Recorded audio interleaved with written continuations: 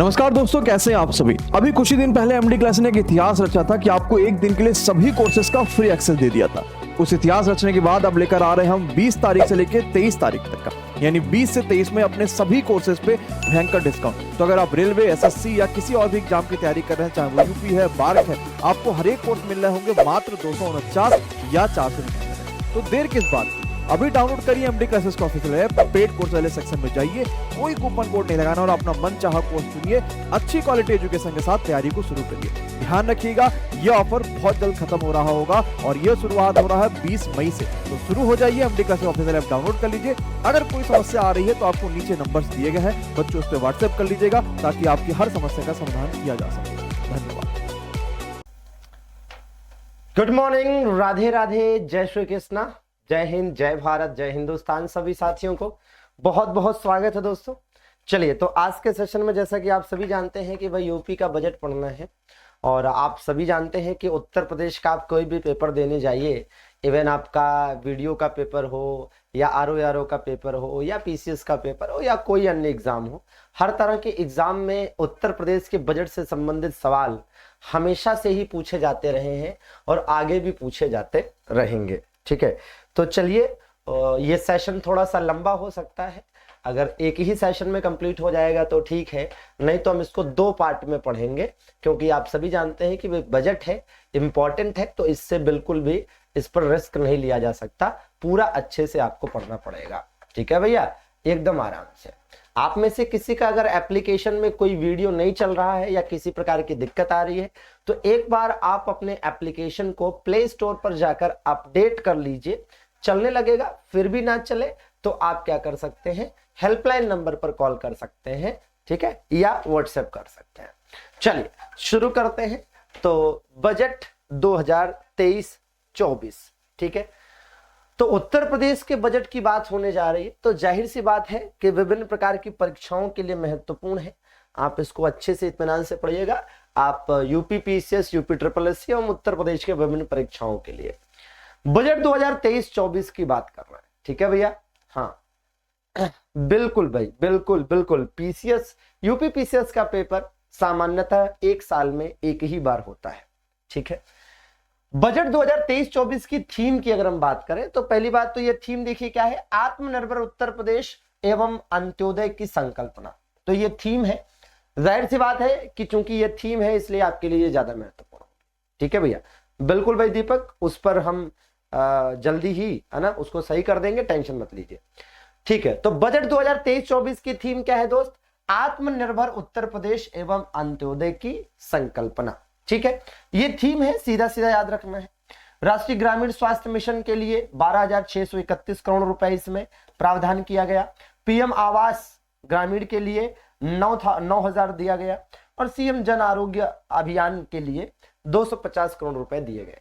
ठीक है, ये तो हाइलाइट्स है। कुछ हाइलाइट्स पहले शुरू में जानना जरूरी होता है। आप ये जो फोटो अपने सामने देख रहे हैं ये सुरेश खन्ना जी की है। ठीक है, किसकी है भैया, सुरेश कुमार खन्ना जी की है। तो आप अपनी स्क्रीन पर अभी ये जो फोटो देख पा रहे हैं ये उत्तर प्रदेश के वित्त मंत्री हैं और इनका नाम है सुरेश कुमार खन्ना। ठीक है, अच्छा, सुरेश कुमार खन्ना जी जो है ये उत्तर प्रदेश के वित्त मंत्री हैं और आप जानते हैं कि जिस प्रकार से केंद्र सरकार का जो बजट है वो वित्त मंत्री अर्थात फाइनेंस मिनिस्टर के द्वारा पेश किया जाता है, ठीक उसी प्रकार से किसी राज्य का जो बजट होता है वो भी फाइनेंस मिनिस्टर अर्थात वित्त मंत्री के द्वारा पेश किया जाता है। चूंकि बजट में वित्तीय मामलों में बातचीत होती है इसीलिए वित्त मंत्री के द्वारा ही बजट को पेश किए जाने की भारत में परंपरा है। ठीक है, तो बजट को पेश किए जाने की परंपरा है, मतलब ऐसा नहीं है कि संविधान में लिखा है कि वित्त मंत्री पेश करेगा, नहीं। अगर आप देखेंगे तो मोटी मोटा होता यह है कि इंडियन कॉन्स्टिट्यूशन का आर्टिकल 112 केंद्र के बजट के प्रावधान को करता है, केंद्र के लिए बजट का प्रावधान करता है, और वैसे ही आर्टिकल 202 आप देखिएगा तो ये राज्य के लिए बजट का प्रावधान करता है। हालांकि आप में से मैक्सिमम लोग जानते होंगे कि बजट शब्द का उल्लेख भारत के संविधान में नहीं है। ठीक है, बजट शब्द नहीं लिखा हुआ है भारत के संविधान में। बजट शब्द की जगह पर कौन सा शब्द आया है, एनुअल फाइनेंशियल स्टेटमेंट अर्थात वार्षिक वित्तीय विवरण, annual financial statement, annual financial statement. ठीक है, बात को समझ पा रहे होंगे आप? ठीक है, एनुअल फाइनेंशियल स्टेटमेंट अर्थात वार्षिक वित्तीय विवरण, समझ रहे हैं ना? तो भैया केंद्र के लिए जो बजट है वो अनुच्छेद 112 में है, राज्य के लिए 202 में है। और ध्यान रहे कि बजट शब्द का इस्तेमाल नहीं किया गया है, बजट शब्द की जगह पर एनुअल फाइनेंशियल स्टेटमेंट अर्थात वार्षिक वित्तीय विवरण शब्द लिखा हुआ है। क्या लिखा हुआ है? वार्षिक वित्तीय विवरण शब्द लिखा है। ठीक है, तो इस बात को भी गांठ बांधकर नोट कर लो, क्या लिखा है? वार्षिक वित्तीय विवरण। ठीक, अच्छा, अब आप देखेंगे कि एक बात यह भी स्पष्ट होनी चाहिए कि यहां पर राष्ट्रपति का कर्तव्य है। ठीक है, राष्ट्रपति का कर्तव्य है कि वह प्रत्येक वित्तीय वर्ष का आय और व्यय का जो लेखा जोखा है वो संसद के पटल पर रखवाए। उसी प्रकार से यहां पर राज्यपाल का कर्तव्य है, यहां पर राज्यपाल का कर्तव्य है कि वह प्रत्येक वित्तीय वर्ष के आय और व्यय का जो लेखा जोखा है वो राज्य विधानमंडल के पटल पर रखवाए। तो एक ये चीज तो आपको समझनी है। ठीक है दोस्त, तो जरा समझिएगा। ठीक है, तो हमने कहा अनुच्छेद 112 के तहत केंद्र का बजट आता है, अनुच्छेद 202 के तहत राज्य का बजट आता है। ठीक है, लेकिन बजट शब्द की जगह पर वार्षिक वित्तीय विवरण शब्द का उल्लेख है, संविधान में बजट शब्द नहीं है। इस बात को जरूर आप याद रखेंगे, क्योंकि एग्जाम में ऐसे क्वेश्चन आते हैं कि निम्नलिखित में से कौन सा शब्द भारत के संविधान में नहीं है, तो होता है कि भैया बजट नहीं है। ठीक है, तो ये आपने समझ लिया कि राष्ट्रपति का कर्तव्य है और यहाँ राज्यपाल का। तो इस प्रकार से आप देख रहे होंगे कि संविधान में ना तो 112 में और ना ही 202 में लिखा है कि हाँ भैया बजट वित्त मंत्री पेश करेगा, ऐसा कुछ लिखा नहीं है। ठीक है, ऐसा कोई संवैधानिक प्रावधान नहीं। अच्छा, तो वो परंपरा है कि वित्त मंत्री के द्वारा बजट को पेश किया जाता है। ठीक है, हाइलाइट्स आप देख लीजिए पहले और सब मजा आएगा, बढ़िया तथ्य है। हाँ, दो चीजें हैं कि पढ़ने में ऐसा नहीं है कि आपको बोरियत लगेगी, अच्छा लगेगा पूरा कंटेंट। ठीक है, और पूरा कंटेंट आपको जो भी मैं बता रहा हूं उसमें मैक्सिमम आपको इंपॉर्टेंट भी लगेगा और आपका उसका मन भी होगा कि उसको याद करें। वो अलग बात है कि सारे कंटेंट को याद करना चैलेंज तो है, क्योंकि छोटा मोटा बजट नहीं होता है, बहुत सारे तथ्य होते हैं जो आपको याद करने होते हैं। तो 6,90,000 करोड़ का बजट है, तो भाई ये जो डाटा है ये तो आपको याद करना ही पड़ेगा। ठीक है, ये आपसे एग्जाम में पूछा जा सकता है कि लगभग कितने का बजट, या पूछ सकता है कि उत्तर प्रदेश सरकार का 2023-24 के बजट का आकार कितना था। ठीक है भैया, तो ये जो बजट का आकार था ये 6,90,000 करोड़ का बजट था। अभी आगे और डिटेल बताएंगे। ये कुछ हाइलाइट्स हैं कि वाराणसी गोरखपुर मेट्रो के लिए 100 करोड़ के बजट का प्रावधान किया गया, झांसी चित्रकूट लिंक एक्सप्रेसवे के लिए 235 करोड़ के बजट का प्रावधान हुआ, कॉलेजों के संचालन के लिए 2,491.39 करोड़ के बजट का प्रावधान हुआ, स्वास्थ्य व्यवस्था पर बजट 12,650 करोड़ का है। मोस्ट इंपॉर्टेंट भाई, इनमें आप देखेंगे जिन पर स्टार लगा रहे हैं वो मोस्ट इंपॉर्टेंट है। ये वाला तो चलिए एक बार को नहीं, ठीक है, थोड़ा कम इंपॉर्टेंट मान सकते हैं, इनको हमें ज्यादा इंपॉर्टेंट मानना है, क्योंकि भाई जाहिर सी बात है कि कॉलेज और ये जो आपका स्वास्थ्य व्यवस्था वाला ये हर साल कहीं ना कहीं पूछा जाता है। फार्मा पार्क मतलब फार्मास्यूटिकल इंडस्ट्रीज की बात हो रही है, तो फार्मा पार्कों की स्थापना एवं विकास हेतु 25 करोड़, 14 नए मेडिकल कॉलेजेस की स्थापना की भी इसमें घोषणा की गई है, जो कि मोस्ट इंपॉर्टेंट है। ठीक है, विस्तार से देखते हैं चीजों को एक एक करके। तो देखिए भैया, विस्तार पूर्वक जब हम चलेंगे तो हम देख पा रहे हैं कि क्या है भैया, उत्तर प्रदेश के वित्त मंत्री कौन है? Suresh Khanna. Most important line याद करनी ही करनी है। उत्तर प्रदेश के वित्त मंत्री सुरेश खन्ना ने 22 फरवरी को बजट पेश किया। तो भैया डेट भी याद कर लो कि किस डेट को बजट पेश हुआ, 22 फरवरी को। भारत सरकार का जो बजट था वो 1 फरवरी को पेश हुआ था। भारत सरकार का जो बजट था वो 1 फरवरी को पेश हुआ था। उत्तर प्रदेश सरकार का जो बजट है वो 22 फरवरी को पेश हुआ है। ठीक है, अच्छा 22 फरवरी डेट एग्जैक्टली याद करनी ही करनी है। इस बार के बजट का आकार, तो ये आपसे एग्जाम में पूछा जाता है, तो इसको जरूर इंपॉर्टेंट है, याद रखेंगे भैया। ठीक है, यही आपसे सीधा एग्जाम में क्वेश्चन आता है कि भैया इस बार के या 2023-24 के उत्तर प्रदेश के बजट का आकार कितना था? तो आप बताएंगे 6.9 लाख करोड़, 6.9 लाख करोड़। ठीक है, जिसे अच्छा, उत्तर प्रदेश की इस बजट को क्या कहा गया? बजट को कहा गया विशाल विकासोन्मुखी बजट। ठीक है, तो ऐसा भी सवाल हो सकता है कि उत्तर प्रदेश के बजट को क्या नाम दिया गया? तो विकासोन्मुखी बजट। ठीक है, मतलब एक ऐसा बजट जो डेवलपमेंट या विकास की ओर क्या हो, उन्मुख हो। ठीक है, तो देखिए दो चीजें हैं। अगर बजट के थीम की बात करें तो थीम यहां पर दे रखी है कि आत्मनिर्भर उत्तर प्रदेश एवं अंत्योदय की संकल्पना, आत्मनिर्भर उत्तर प्रदेश एवं अंत्योदय की संकल्पना। लेकिन बजट का नाम क्या दिया गया? विकासोन्मुखी बजट।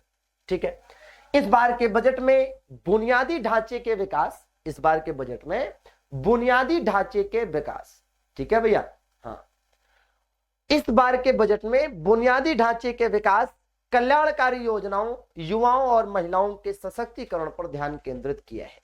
ठीक है, बजट के प्रमुख बिंदुओं की अगर हम बात करते हैं तो राज्य के सकल घरेलू उत्पाद, मोस्ट इंपॉर्टेंट बात है कि ये बात समझिए, राज्य सकल घरेलू उत्पाद को हम क्या कहते हैं?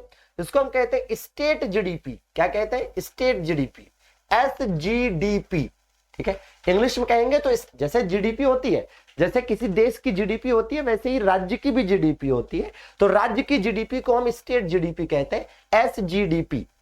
तो उत्तर प्रदेश की जो जीडीपी है इसमें 16.5% की लगभग या लगभग 17% की बढ़ोतरी मान लीजिए, और जो 19%, इसका मतलब नहीं समझे, इसका मतलब आप ऐसे समझिए, यहां पर देखिए लिखा है कि उत्तर प्रदेश बजट जो है, उत्तर प्रदेश का जो बजट 2023-24 है, ये भाई कब पेश किया गया है? तो भैया 20 फरवरी 2023 को पेश किया गया है। किसके द्वारा पेश किया गया है? तो वित्त मंत्री सुरेश कुमार खन्ना के द्वारा पेश किया गया है। बजट का आकार कितना था? 6,90,000 करोड़ था।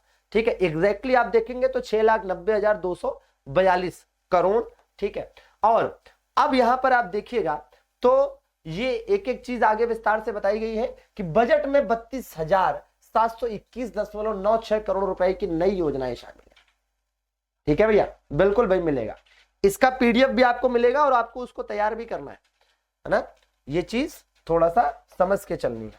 ठीक है, देखिए तो जो जीडीपी है, अगर कह रहा है कि लगभग 17% या 16.8% की वृद्धि हुई, तो इसको समझना है एकदम सीधा सीधा। मतलब यह है कि देखिए, दो जीडीपी क्या होता है जानते हैं? पहले तो ये भी समझिए कि जीडीपी होता क्या है। तो जीडीपी का मतलब है आय प्लस व्यय। जीडीपी का मतलब क्या है? तो जीडीपी का तात्पर्य होता है आय प्लस व्यय, मतलब income plus expense. Income plus expenditure दोनों को मिलाकर कहा जाता है जीडीपी। ठीक है, जैसे सपोज करिए कि अगर हम ये माने कि उत्तर प्रदेश सरकार 25 रुपए कमाती है और 35 रुपए खर्च करती है, तो जीडीपी कितनी हो गई? 70 रुपए। समझ गए? आप कहोगे अच्छा सर ये तो बड़ा गड़बड़ है यार, है ना, कमाती कितनी है? 25 रुपए और खर्चा कितना कर देती है? 35 रुपए। तो जितना कमाती है उससे ज्यादा खर्च कर दे रही है, तो ये जीडीपी है ना, कोई फर्क नहीं पड़ता। या हो सकता है कि कमा 35 रही हो, खर्च जो है 25 कर रही हो। ठीक है, तो जितना भी, उससे फर्क नहीं पड़ता। टोटल जो इनकम प्लस टोटल एक्सपेंडिचर है, टोटल इनकम एंड टोटल जो एक्सपेंडिचर होता है, वही किसी स्टेट का या किसी देश का जीडीपी होता है। ठीक है, अच्छा, तो ये तो आप समझ गए कि भैया जीडीपी किसको कहते हैं? आय प्लस व्यय को सामान्यतः जीडीपी कहा जाता है। ठीक है, अच्छा, अब क्या है ना, जो भी 60 आए 70 आए जो भी आए जोड़ लेना। हाँ ठीक है, 60 आएगा। अब आज समझिएगा, है ना, यह समझिए कि भाई वही कह रहा है ना कि 16.5% की वृद्धि दर्ज की गई। इसका मतलब क्या है? इसका मतलब यह है कि 2000, ये किस वर्ष के लिए है और ये किस वर्ष के लिए है? ये 2022-23 का है। और ये जो अनुमान बता रहा है ये कब का है? ये 23-24 का है। मतलब यह है कि जो बीता हुआ वित्तीय वर्ष है, जो वित्त वर्ष बीत गया। ठीक है भैया, हाँ, जो वित्त वर्ष बीत गया, जो कसम से बता रहा हूं कि अंकित बाबू अगर केवल हिंदी का इस्तेमाल करेंगे ना, समझ में नहीं आएगा सब। ठीक है, हम अंग्रेजी बोल रहे हैं का, हमारे कौन इतनी अंग्रेजी आती? अंग्रेजी does not come to me, if अंग्रेजी does not come to me then how can I speak in अंग्रेजी? बताओ। चलो देखो, ध्यान समझो। हमने कहा जो वित्त वर्ष बीत गया उसमें उत्तर प्रदेश की जीडीपी में कितनी ग्रोथ हुई? तो 16.8% की। और जो वित्त वर्ष चल रहा है उसमें कितने प्रतिशत की वृद्धि अनुमानित है? 19%। क्लियर बात है? तो जो बीत गया उसमें 16.8%, जो वित्तीय वर्ष चल रहा है इसमें 19% की वृद्धि अनुमानित है। समझ गए? 2017 से पूर्व, अब आप देखिए यहां पर 2017 से पूर्व क्यों लिखा गया है? टारगेटेड, यहां पर टारगेट पे है पिछली सरकार, समाजवादी सरकार, अखिलेश यादव की सरकार। ठीक है, तो यहां पर टारगेट पर किसे रख दिया? अखिलेश जी की सरकार को रख दिया। लेकिन आप राजनीतिक मत होइए, आप पढ़िए। ठीक है भैया? हाँ, आप पढ़िए। 2017 से पहले उत्तर प्रदेश में भाजपा की सरकार थी नहीं, तो वही यहां पर बताने का प्रयास कर रहे हैं कि 2017 से पहले बेरोजगारी की जो रेट थी वो 14.4% थी और आज के समय में यह घटकर 4.2% हो गई है। भगवान जाने, अच्छी बात है कि 0 हो जाए। ठीक है, अगर कम हुई है तो बहुत अच्छी बात है, बाकी आप जानते हैं कि कितनी कम हुई है, कितनी ज्यादा हुई है। लेकिन यह है कि डाटा तो डाटा है। पेपर में अगर पूछेगा कि वर्तमान में उत्तर प्रदेश की बेरोजगारी दर कितनी है, तब तो आपको 4.2% बताना ही है। आप ये मत याद करिए, छोड़ दीजिए। ठीक है, वो मत याद करिए। ठीक है भैया, वो मत याद करिए, उसको छोड़िए। आप केवल ये याद कर लीजिए, आपके पेपर में जो आएगा वो ये आएगा कि भैया वर्तमान में उत्तर प्रदेश की बेरोजगारी दर कितनी है, वर्तमान में उत्तर प्रदेश की बेरोजगारी दर कितनी है। ये एक सवाल पेपर में इंपॉर्टेंट है यहां से, और वो भी मोस्ट इंपॉर्टेंट। चलो, ये चीज हमने बताई कि याद करना है कि कब पेश हुआ, किसने पेश किया और उसका आकार कितना है, ये याद करना ही है। यहां पर देखिएगा, ये आपसे पूछा जा सकता है कि इस बार के बजट में नई योजनाएं कितने करोड़ की नई योजनाएं शामिल है। तो ये पूछा जा सकता है भैया कि कितने करोड़ की नई योजनाएं। मतलब आप देखिएगा तो 32,721.96 मतलब 22 मान लीजिए, तो 32,722 करोड़ की, लगभग 32,722 करोड़ की नई योजनाएं शामिल है। लगभग 32,722 करोड़ की नई योजनाएं शामिल है। ये सीधा सवाल बनेगा क्या कि इस बार के उत्तर प्रदेश के बजट में कुल कितने करोड़ की नई योजनाओं को शामिल किया गया है? तो 32,722 करोड़ की नई योजनाओं को शामिल किया गया है। ठीक बात है। अच्छा, आगे देखो। अब देखिए, कह रहा है कुल प्राप्तियां। तो कुल प्राप्तियां कितनी है? कुल प्राप्तियां और कुल व्यय। अब ये किसके लिए है भैया? ये पिछले वित्तीय वर्ष की बात कर रहा है कि जो वित्त वर्ष बीत गया, जो वित्त वर्ष, मैं पहले ही कह चुका हूं कि बजट एक चैलेंजिंग सब्जेक्ट है, इसको अच्छे से याद करना सारे फैक्ट को आसान नहीं होता, और यही कारण है कि बजट से क्वेश्चन अनिवार्यतः आता ही आता है। ठीक है, हाँ, तो ये प्राप्तियां हैं और वो व्यय है। राजस्व प्राप्तियां इतनी रही हैं, पूंजीगत प्राप्तियां ये रही हैं, राजस्व लेखे का व्यय इतना है और पूंजी लेखे का व्यय। आपके पेपर में ये वाला ज्यादा महत्वपूर्ण है, तो आप इसको ही याद करने का प्रयास करें, राजस्व प्राप्तियां। ठीक है, राजस्व प्राप्तियां पेपर में ज्यादा आती है।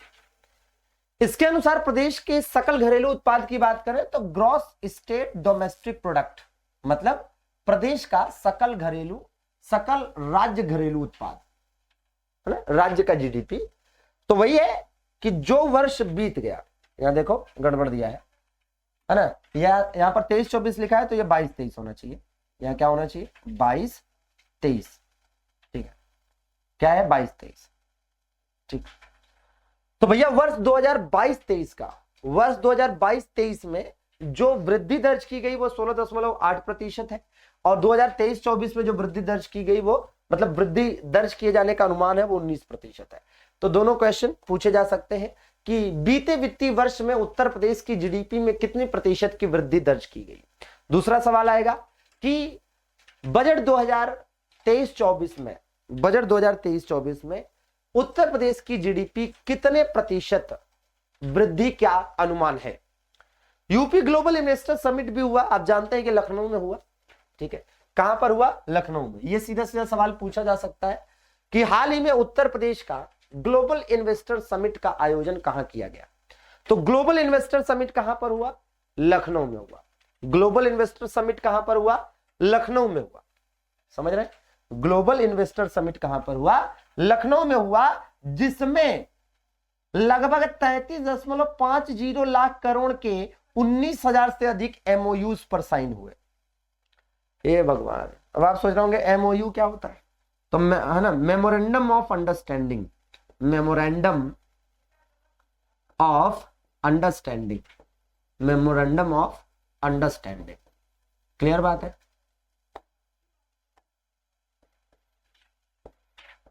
ठीक है। अब ये मेमोरेंडम ऑफ अंडरस्टैंडिंग क्या होता है? मेमोरेंडम ऑफ अंडरस्टैंडिंग का मतलब होता है कि आपसी समझ से साइन किया गया समझौता।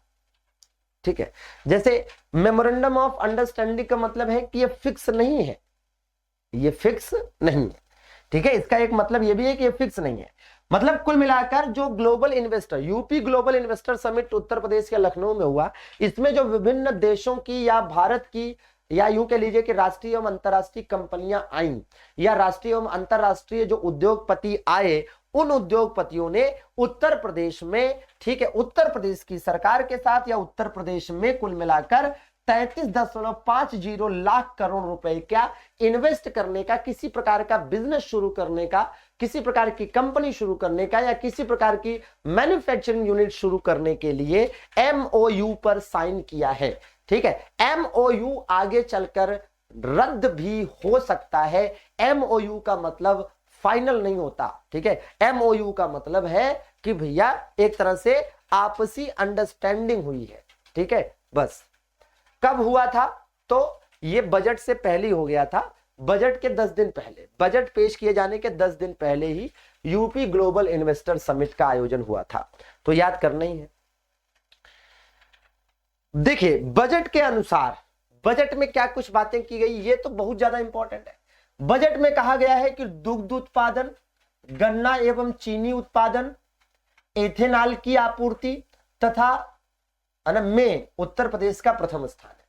हालांकि हाल ही में एक रिपोर्ट आई है जिसमें दुग्ध उत्पादन में उत्तर प्रदेश को दूसरे स्थान पर बताया गया है, पहले स्थान पर राजस्थान को बताया गया है। लेकिन हम तो यूपी वाले हैं, तो यूपी के बजट के हिसाब से हमें चलना पड़ेगा। ठीक है, हमें यूपी का पेपर देना है तो हमें यूपी के हिसाब से चलना पड़ेगा। उत्तर प्रदेश की अगर हम बात करें तो देखिए क्या क्या चीजें हैं। दुग्ध उत्पादन, गन्ना उत्पादन, चीनी उत्पादन, एथेनॉल की आपूर्ति, ठीक है, में उत्तर प्रदेश का देश में प्रथम स्थान है।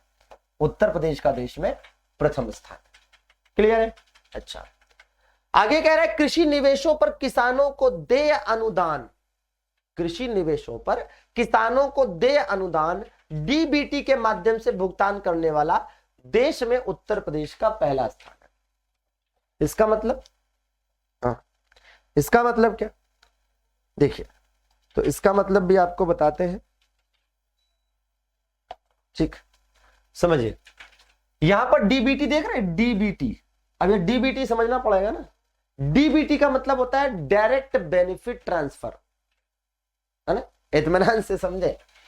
कृषि निवेशों पर, कृषि निवेशों पर मतलब एग्रीकल्चर के मामले में कुल मिलाकर यह समझिए कि किसानों को विभिन्न योजनाओं के अंतर्गत, ठीक है, किसानों को विभिन्न योजनाओं के अंतर्गत जो सरकार की तरफ से मदद मिलती है या किसी प्रकार की सब्सिडी वगैरह जो मिल रही है, वो डीबीटी के माध्यम से किया जा रहा है। डीबीटी का मतलब होता है, देखिए पहले क्या होता था, पहले ये होता था जैसे मान लीजिए किसी किसान को या किसी गरीब को या किसी व्यक्ति को सरकार की तरफ से कोई सब्सिडी मिलती थी या सरकार की तरफ से कोई मदद मिलती थी, तो वो डायरेक्टली उसके खाते में नहीं आती थी, वो बकायदा विभिन्न विभागों, मंत्रालयों, फलाना ढिमकाना से होते हुए आती थी। और इससे क्या पता चलता था कि उस व्यक्ति तक पहुंचते पहुंचते बहुतों जगहों पर उसे रिश्वत देनी पड़ती थी। ठीक है, और इस वजह से वास्तव में उस योजना का लाभ उस व्यक्ति को मिल ही नहीं पाता था जिसके लिए वो शुरू किया गया था वास्तविक रूप में। इसीलिए क्या किया गया, तो इस वजह से हमने देखा कि सरकार ने डीबीटी शुरू किया, मतलब सीधे उस व्यक्ति के बैंक खाते में भेज देना। मतलब बिचौलियों वाला मामला खत्म, बिचौलिया नहीं कह सकते, मतलब बीच का पूरा मीडियम, बीच का पूरा मामला खत्म कर दिया। सीधे सरकार से जो पैसा आता है सीधे, है ना, व्यक्ति के अकाउंट में आ जाता है। ठीक है, सीधे क्या होता है, व्यक्ति के अकाउंट में आ जाता है। आगे हम डीबीटी पर बात करेंगे। 2013 में डीबीटी को शुरू किया गया था। तो डीबीटी के माध्यम से भुगतान करने में भी उत्तर प्रदेश का पहला स्थान है। यहां डीबीटी का मतलब होता है डायरेक्ट बेनिफिट ट्रांसफर। ठीक है, डायरेक्ट बेनिफिट ट्रांसफर। तो डायरेक्ट बेनिफिट ट्रांसफर जो है एकल हस्तांतरणीय योजना है। एकल हस्तांतरणीय योजना का मतलब समझ रहे हैं?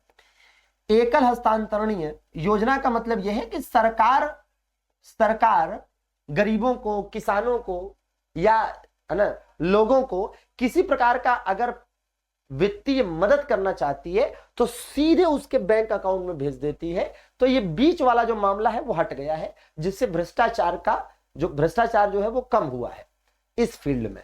नहीं तो पहले क्या होता था कि बड़ा पैसा खर्चा करना पड़ता था, है ना।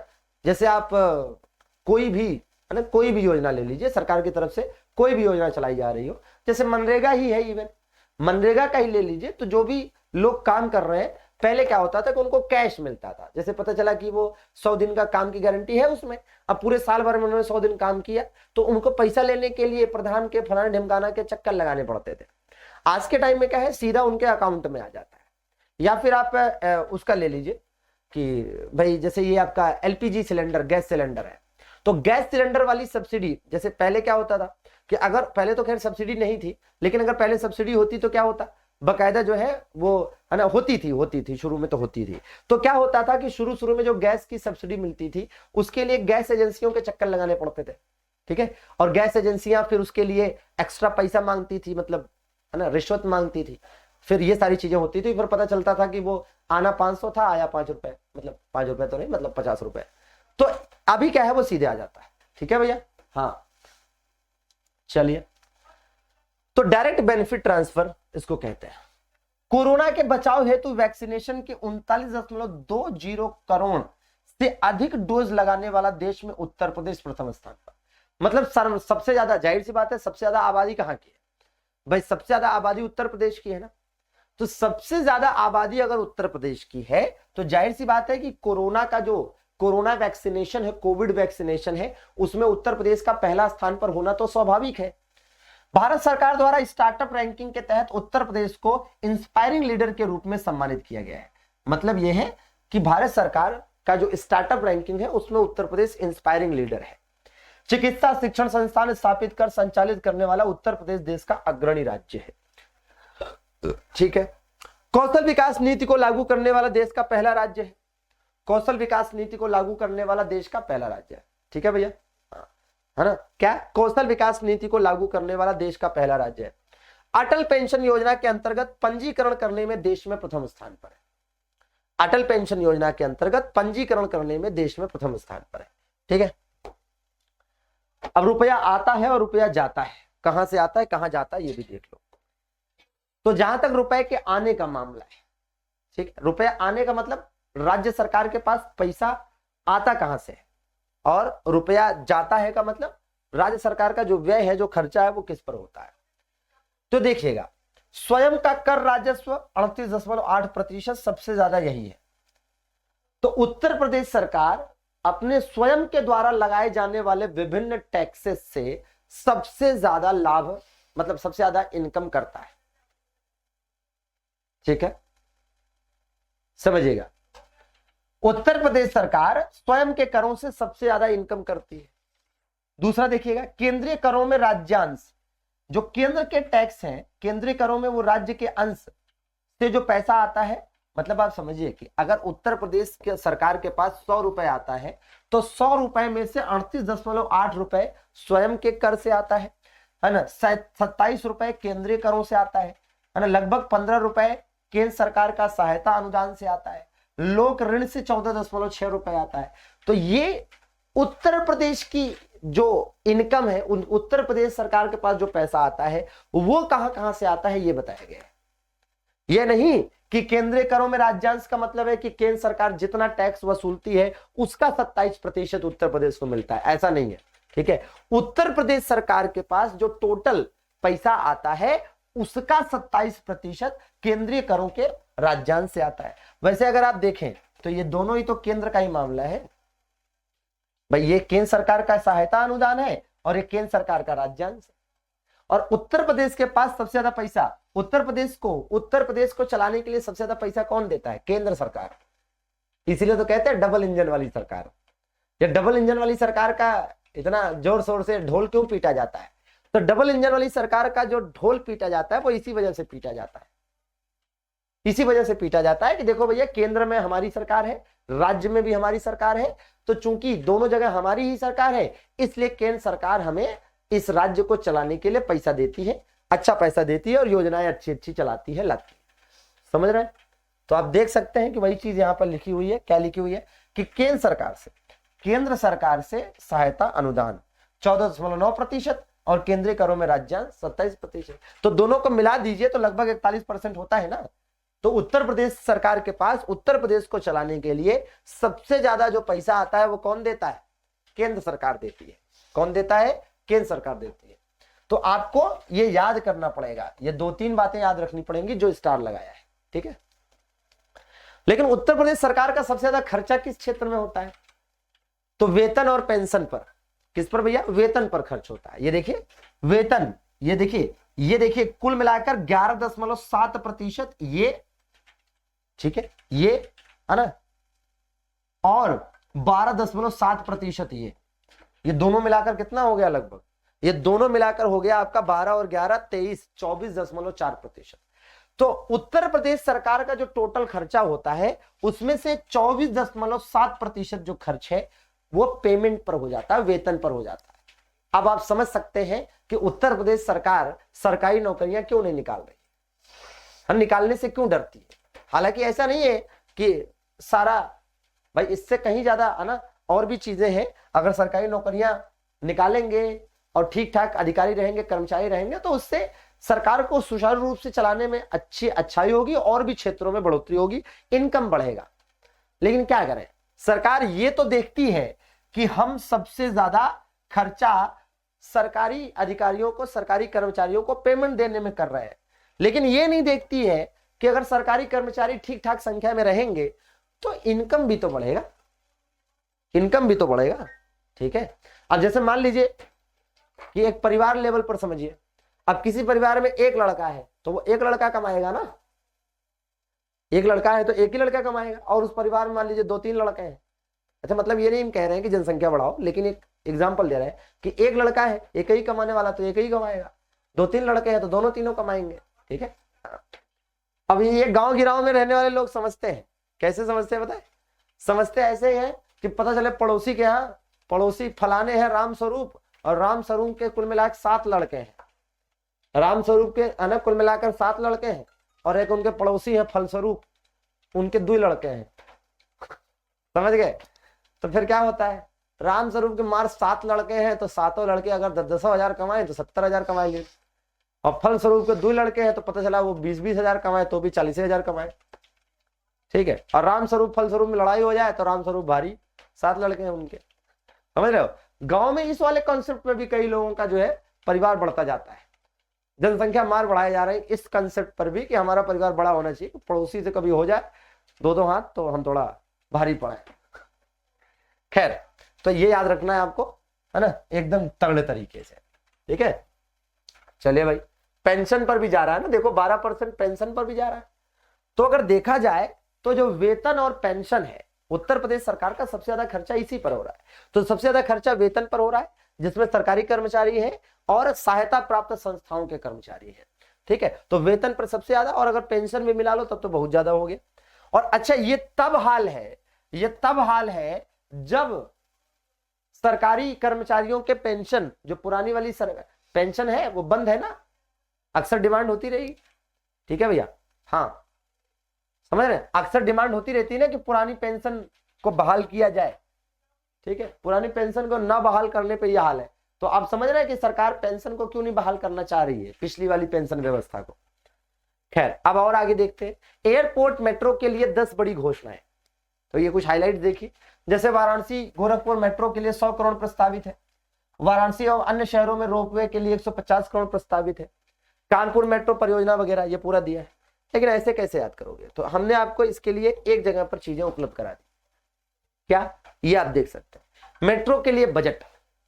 अगर हम मेट्रो के लिए बजट की बात करते हैं तो आप देख सकते हैं कि वाराणसी और गोरखपुर मेट्रो के लिए 100 करोड़ रुपए प्रस्तावित है। वाराणसी और गोरखपुर मेट्रो के लिए 100 करोड़ रुपए प्रस्तावित है। कानपुर मेट्रो के लिए 585 और आगरा मेट्रो के लिए 465 करोड़ रुपए प्रस्तावित है। ठीक है, तो मेट्रो में अगर आप देखेंगे तो कुल मिलाकर एक बात यह भी समझ में आ गई कि भैया आगरा, कानपुर, गोरखपुर, वाराणसी ये 4 शहर हो गए। मतलब आने वाले समय में इन 4 शहरों में मेट्रो चलेगी। अभी वर्तमान में कहां कहां चल रही है, तो वर्तमान में आप देखेंगे तो मेट्रो चल रही है गाजियाबाद 1, ठीक है, और ये ग्रेटर नोएडा और नोएडा ये तो गौतम बुद्ध नगर में है तो 2, ठीक है 2, और तीसरा कहां पर, लखनऊ में। तो कुल मिलाकर उत्तर प्रदेश के 3 शहरों में, 3 जिलों में कह लीजिए, उत्तर प्रदेश के 3 जिलों में मेट्रो चल रही है और 4 जिलों में प्रस्तावित है। यही तो हुआ। तो आपको क्या करना है, 4+3 याद करना है। 4+3 क्यों याद करना है भाई, 4 जिलों में प्रस्तावित है। कहां कहां प्रस्तावित है, वाराणसी, गोरखपुर, कानपुर और आगरा। ठीक है भैया, हाँ एकदम सिंपल है। और कहां कहां चल रही है, तो गाजियाबाद, गौतम बुद्ध नगर और लखनऊ। क्लियर बात है। अब पेपर में आ सकता है ना कि उत्तर प्रदेश के निम्नलिखित में से कितने जिलों में या किस जिले में मेट्रो चल रही है, ठीक है, या किस जिले में मेट्रो नहीं चल रही है। तो ये 3 जिलों में चल रही है, ठीक है। और ये कौन से जिले में प्रस्तावित है या कौन से जिलों में, कितने जिलों में प्रस्तावित है, तो ये वाराणसी, गोरखपुर, कानपुर, आगरा ये प्रस्तावित है। ठीक है, अच्छा बिल्कुल समझ के चलना है। बाकी यूपी में 9 एयरपोर्ट से उड़ान जो है संचालित है, इसमें 80 शहर जोड़े गए हैं। ठीक है, अब इंटरनेशनल एयरपोर्ट वाला मामला समझिए। उत्तर प्रदेश में 2 इंटरनेशनल, भाई टोटल तो 5 इंटरनेशनल एयरपोर्ट है। यूपी में अगर हम आप देखें तो यूपी में 5 इंटरनेशनल एयरपोर्ट है। कितने हैं, 5 इंटरनेशनल एयरपोर्ट है। ठीक है, समझिए यूपी में 5 इंटरनेशनल एयरपोर्ट है। ठीक है, यूपी में 5 इंटरनेशनल एयरपोर्ट है, जिसमें से 2 संचालित है। 2 संचालित है मतलब 2 चल रहे हैं। 2 संचालित है मतलब 2 चल रहे हैं। ठीक है, और 2 जो चल रहे हैं वो कौन कौन से हैं, तो 2 जो चल रहे हैं वो इसमें से एक लखनऊ वाला है और दूसरा वाराणसी वाला है, ये चल रहा। ठीक है, लखनऊ वाला कौन सा है, वही अमौसी वाला जिसका नाम है चौधरी चरण सिंह इंटरनेशनल एयरपोर्ट, और वाराणसी वाला बाबतपुर में जो है Lal Bahadur Shastri international airport. Lal Bahadur Shastri international airport Lal Bahadur Shastri ji के नाम पर है। और 3 अभी क्या है ना, 3 अभी अंडर कंस्ट्रक्शन है। आने वाले समय में भी वो 3 चलेंगे। कौन कौन सा है, जेवर है, अयोध्या है, ठीक है, और एक है आपका कुशीनगर। ठीक है, कुशीनगर। क्यों, यही 3 तो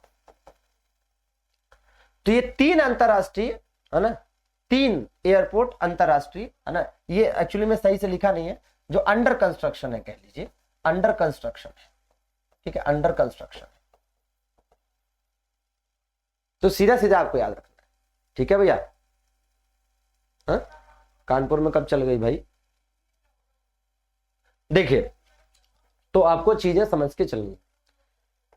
ठीक, क्या समझना है कि उत्तर प्रदेश में टोटल 5 इंटरनेशनल एयरपोर्ट है। अगर आपसे पूछेगा उत्तर प्रदेश में कितने इंटरनेशनल एयरपोर्ट है, तो आप बताएंगे 5। अगर आपसे कहता है उसमें से एक्टिव कितने हैं, तो वे 2 एक्टिव है, लखनऊ और बनारस वाला।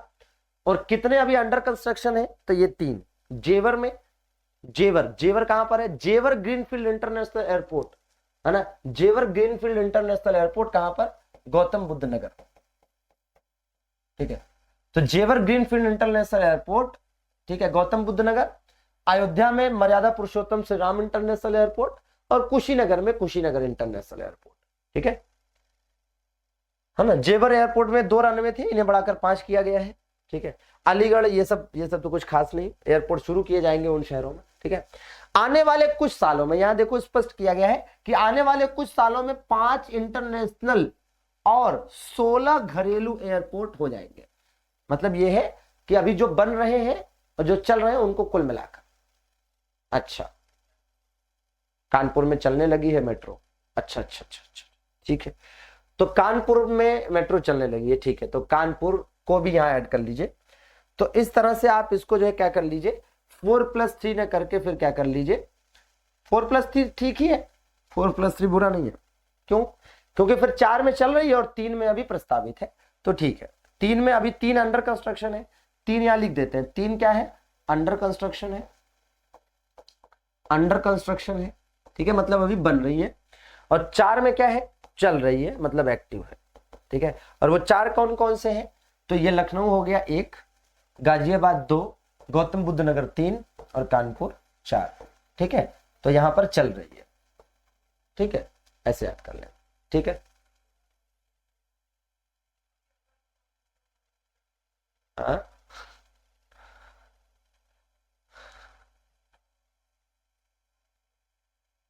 ठीक है, चलिए। तो एकदम बिल्कुल ये इंटरनेशनल एयरपोर्ट वाला क्लियर हो गया कि ये 2 याद रखना है और ये 3 याद रखने हैं।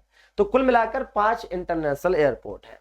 मेट्रो वाले मामले में ये ठीक है कि भैया कुल मिलाकर कानपुर में भी अभी चलने लगी है, तो कुल मिलाकर लखनऊ, गाजियाबाद, गौतम बुद्ध नगर और कानपुर 4 में चल रही है, 4 में चल रही है, 3 में अभी काम चल रहा है। और इसके लिए जो पैसे प्रस्तावित हैं, जो बजट प्रस्तावित है, वो आपके सामने है, ठीक है।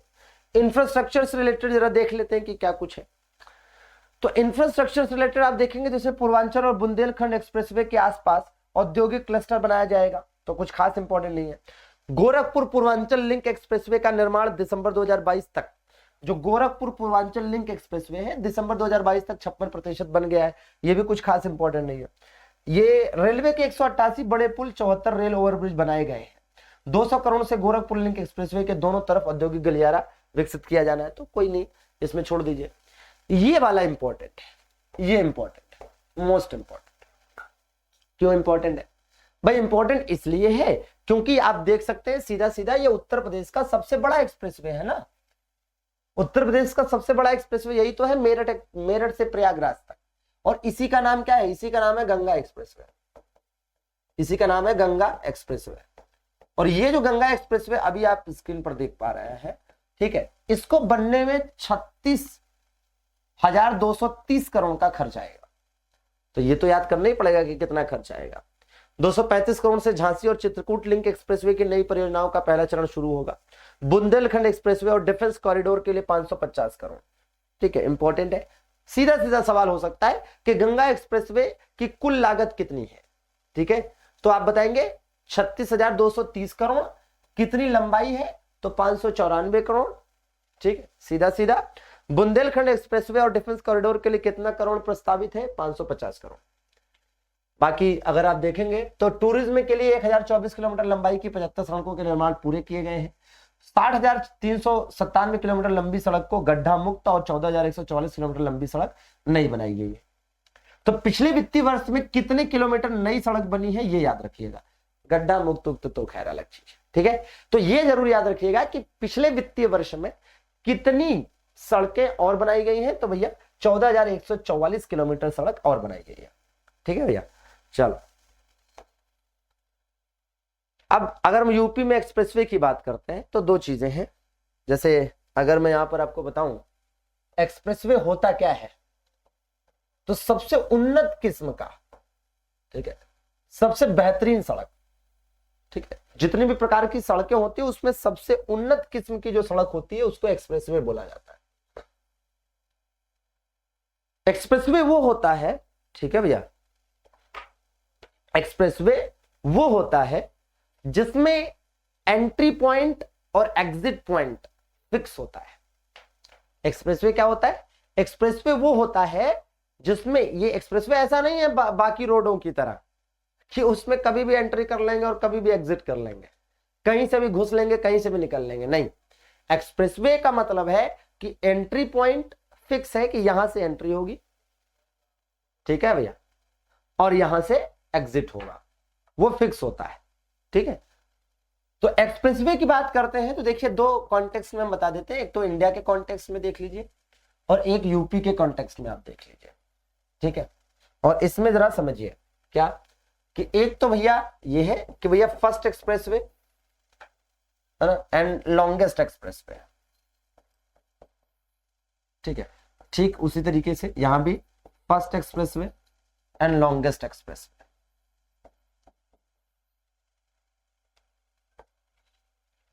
तो इंडिया का जो फर्स्ट एक्सप्रेसवे था वो कौन सा था? मुंबई पुणे एक्सप्रेसवे। मुंबई पुणे एक्सप्रेसवे, ये इंडिया का पहला एक्सप्रेसवे था।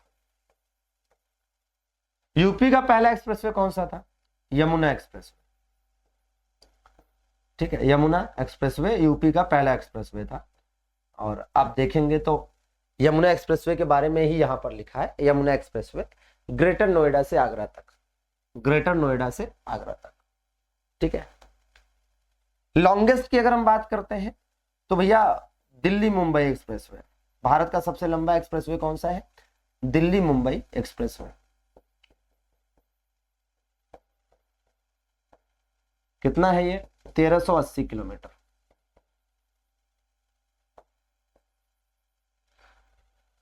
और ये यहां पर कौन सा है? तो गंगा एक्सप्रेसवे है, गंगा एक्सप्रेसवे है, जो कि आप जानते होंगे मेरठ से प्रयाग तक, मेरठ से प्रयाग तक है। कितना है? 594 किलोमीटर, 594 किलोमीटर। ठीक है, तो बिल्कुल याद कर लेना है आपको अच्छे तरीके से। ठीक है, बिल्कुल एग्जाम में यहां से क्वेश्चन मिल सकते हैं। देखिए अब यहां जरा समझिएगा, ये बहुत जरूरी चीज है जो अभी आप देख रहे हैं, बहुत ही ज्यादा जरूरी। क्या लिखा है? बहुत चीज इंपॉर्टेंट चीजें लिखी हैं। क्या? जैसे उत्तर प्रदेश में आप देखेंगे तो कुल संचालित एक्सप्रेसवे, कितने एक्सप्रेसवे चल रहे हैं? तो ये अगर आप काउंट करें तो 1 2 3 4, ठीक, 5 और 6। तो उत्तर प्रदेश में 6 एक्सप्रेसवे के अंतर्गत 1225 किलोमीटर संचालित एक्सप्रेसवे है। और देख लिया जाए निर्माणाधीन एक्सप्रेसवे कितने हैं? 2 3 4 5 6 7। बात समझ पा रहे हैं? मतलब यहां कि अगर आपसे पूछेगा कि कुल कितने एक्सप्रेसवे हैं, तब आप बताएंगे 13। एक्टिव कितने हैं, चल कितने रहे हैं, तो आप बताएंगे 6। निर्माणाधीन पूछेगा कितने हैं, तो आप बताएंगे 7। क्लियर बात? ठीक है, तो ये आपको समझ के चलना है। अब यहां पर आप देख सकते हैं यमुना एक्सप्रेसवे जो है उसकी लंबाई कितनी है? 165 किलोमीटर दे रखी। ठीक है, अब इससे एक चीज और समझिए कि जैसे जो सबसे लंबा एक्सप्रेसवे है वो यहां दिख रहा है, गंगा एक्सप्रेसवे लॉन्गेस्ट एक्सप्रेसवे है। सबसे लंबा कितना है? सबसे लंबा एक्सप्रेसवे गंगा एक्सप्रेसवे। लेकिन गंगा एक्सप्रेसवे अभी निर्माणाधीन है, अभी बना नहीं। तो जो एक्सप्रेसवे चल रहे हैं उसमें सबसे लंबा कौन सा है? तो जो एक्सप्रेसवे चल रहे हैं, तो सबसे लंबा संचालित एक्सप्रेसवे पूछ लेगा तो क्या बताओगे? सबसे लंबा संचालित एक्सप्रेसवे पूछ लेगा तो पूर्वांचल एक्सप्रेसवे बताओगे, नहीं तो गड़बड़ हो जाएगा। सबसे लंबा संचालित एक्सप्रेसवे पूछेगा तो क्या बताना है? पूर्वांचल एक्सप्रेसवे बताना है। ठीक है बात? चलो, ये है आपका गंगा एक्सप्रेसवे और इसमें दिखाया गया है कि ये गंगा एक्सप्रेसवे किन किन जिलों से होकर गुजरेगा। क्योंकि एग्जाम में ऐसा भी तो पूछा जा सकता है ना कि निम्नलिखित में से किस जिले से होकर गंगा एक्सप्रेसवे गुजरेगा या नहीं गुजरेगा। ठीक है, यहां पर आप देख सकते हैं एक मैप दिखाया गया है, इसमें उत्तर प्रदेश के विभिन्न एक्सप्रेसवेज दिखाए गए हैं कि कौन सा एक्सप्रेसवे कहां से कहां तक है, और एक्सप्रेसवेज के बारे में हमने आपको पढ़ाया भी है। ठीक है, तो सीधा सीधा ये है कि आप देखेंगे तो हमने एक्सप्रेसवेज के बारे में पढ़ाया है, आई थिंक कि 10वां या 11वां लेक्चर होगा। ठीक है, यूपी का, उसमें देखिएगा तो आपको एक्सप्रेसवे वाला टॉपिक मिल जाएगा। यहां पर मैप दे दिया है, इसको आपको अच्छे से स्टडी करना है कि क्या कुछ चीजें हैं। ठीक है, अभी आप देखेंगे तो बजट में अभी बहुत कुछ है जो पढ़ना है, बजट में अभी बहुत कुछ है जो पढ़ना है, लेकिन ये एक ही दिन में खत्म नहीं होगा। ठीक है, बजट में आप देखेंगे बहुत कुछ है। ठीक है, तो ये आज ही खत्म नहीं करेंगे, इसका सेकंड पार्ट हम लोग कल पढ़ लेंगे। ठीक है, ताकि चीजें आराम से समझ में आए, ऐसा ना हो कि मार भागे पड़े। आप देख रहे हैं कितना इंपॉर्टेंट। तो अभी बजट में बहुत कुछ है। ठीक है, अभी बजट में आपने जितना पढ़ा है उतना और पढ़ना है, और ये सब मैं इसलिए दिखा रहा हूं ताकि आप समझो कि अभी जो है हमें पढ़ना है आगे, समझ रहे हो। तो फिलहाल आज यहीं पर क्लास को रोकते हैं, इसके आगे का जो सेकंड पार्ट है वो हम लोग कल पढ़ लेंगे, ठीक है। तो फिलहाल यहां तक का आप लोग अच्छे से रिवीजन कर लीजिएगा। कल जब हमारी आपकी मुलाकात होगी तो इसके आगे का जो फैक्ट है, चीजें हैं, उसको हम लोग पढ़ेंगे, ठीक है ना। ठीक है, तो अच्छे से तैयार कर लीजिएगा। आज के सेशन में इतना ही, और आशा करते हैं कि आपको कंटेंट बढ़िया लग रहा होगा, शानदार लग रहा होगा, और आप उसे तैयार करते हुए चल रहे हो, ठीक है। एक बार ये पूरा कंप्लीट हो जाए, फिर इस पर आधारित जो क्वेश्चन है वो करा देंगे, ठीक है। कंफ्यूजन दूर बस, फिर उसके बाद आप वीडियो दो, चाहे पीसीएस दो, चाहे आरओ दो, चाहे कोई और पेपर दो, क्या दिक्कत है, ठीक है भैया। हाँ चलिए, केंद्र का बजट आपके करंट अफेयर में हो चुका है भैया, ठीक है, वहां पर पढ़ लीजिएगा। चलिए, बहुत बहुत धन्यवाद। इस क्लास में आज के लिए इतना ही, थैंक यू। हाँ, और किसी प्रकार का और कोई डाउट हो, देखिए आपके जो भी क्लास होती है ना डेली, वो शेड्यूल हो जाती है रात में 10 बजे तक। तो अगले दिन आपकी कौन कौन सी क्लास होनी है वो आप रात में 10 बजे के आसपास देख सकते हैं कि हाँ भैया, जैसे मान लीजिए कल सैटरडे है तो आज रात में 10 बजे के आसपास आप देख सकते हैं कि हाँ कल कौन सी क्लास, ठीक है। हिंदी के जो भी एक दो टॉपिक बचे हैं, मैं ना चेक करवा लेता हूं एक बार विनय सर से बोल के, खुद भी देख लेता हूं कि हिंदी के जो भी एक दो टॉपिक बचे हैं, ठीक है, उनको करवा देंगे, ठीक है। बाकी पूरी हिंदी पढ़ी है, उसको अच्छे से पढ़िए, और इसमें किसी प्रकार के डाउट में मत रहिए कि वो फलाना हिंदी है, वो ढिकाना हिंदी है, नहीं, हिंदी तो फिर हिंदी होती है। विश्वास करिए, हम लोग इतना जो है ना इररिस्पॉन्सिबल नहीं है कि आपको कोई भी हिंदी दे दे, या कोई भी रीजनिंग दे दे, या कोई भी जीएस दे दे। जो कंटेंट मिल रहा है आपको अच्छा मिल रहा है, आप उस पर विश्वास दिखाइए, पढ़िए। सिलेक्शन अब की सबसे ज्यादा हम ही देंगे, इसमें सिलेक्शन का रेशियो जो होगा सबसे ज्यादा हमारा ही होगा, इसमें कोई डाउट नहीं है। हम मेहनत कर रहे हैं, हमारे साथ आप भी मेहनत कर रहे हैं, अब की कुछ कर दिखाना है, ठान लिया है तो फिर जान लगा देंगे। चलिए मिलते हैं, थैंक यू।